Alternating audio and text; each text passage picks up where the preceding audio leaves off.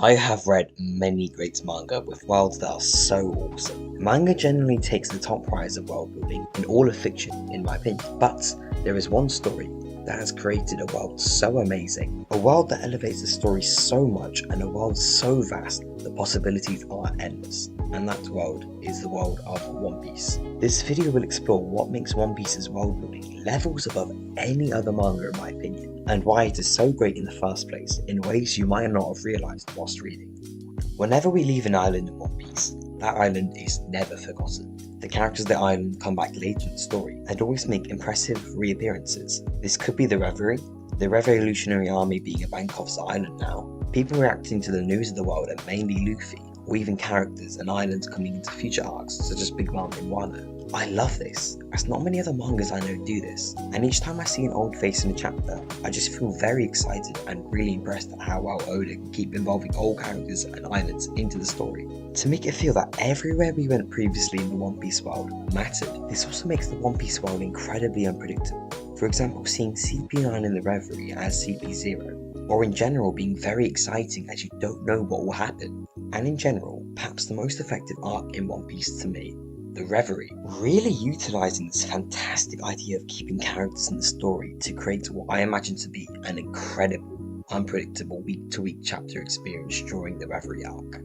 Another thing that makes One Piece the world that it is the fact that the past matters in One Piece. Whenever a Straw Hat is added to the crew, there was a deep backstory that explained why these people are who they are, such as the Goa Kingdom having incredible injustice and class divide to show why Luffy wanted equality in the world. During these flashbacks, and particularly Robin's flashback, we learn of the world and the past, such as the Void Century, the Rocks Pirates, Blackbeard never sleeping in the Odin flashback, and so on. This feels to me like the story of One Piece started way before the story started, and I'm always looking to learn about past events in the One Piece world, as well as the future.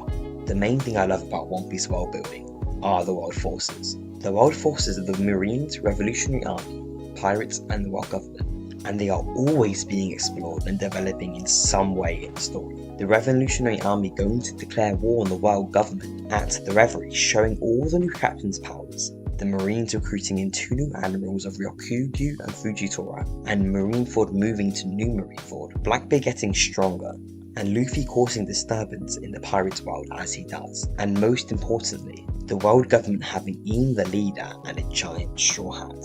These developments all create a worldly building effect, and they all feel like we are coming to some amazing conclusion in the future that involves all these powerful world forces. Forces in the One Piece world move often and develop all the time, and so they are always a threat or not to be forgotten about. Now, we cannot go without talking about the islands we have visited during the scope of the One Piece story and world. I have never read a story that has such creative and different islands like One Piece. We have a sea prison, a ship island, a restaurant, an underwater island, an island made of cake, a desert island, a sky island, and my favourite, Mary Joa, an island of the elites of the world, which always creates amazing scenes when it comes into chapters. Every island is so different in terms of its setting, the villains, and what is on the island, and so we have been to some amazing places in the story that make each arc different and interesting. Each island also has its own theme, which the characters on the island and the powers seem to match, such as Whole Cake Island with people having sweets or food powers, such as Perry Sparrow in this candy cane. Overall, the world building of One Piece uses creativity that I don't see much in other stories, if not at all, and requires great writing skill that I don't see many other writers doing. This is what makes the One Piece experience so vast, and One Piece my favourite manga and an incredible story. Thanks for watching.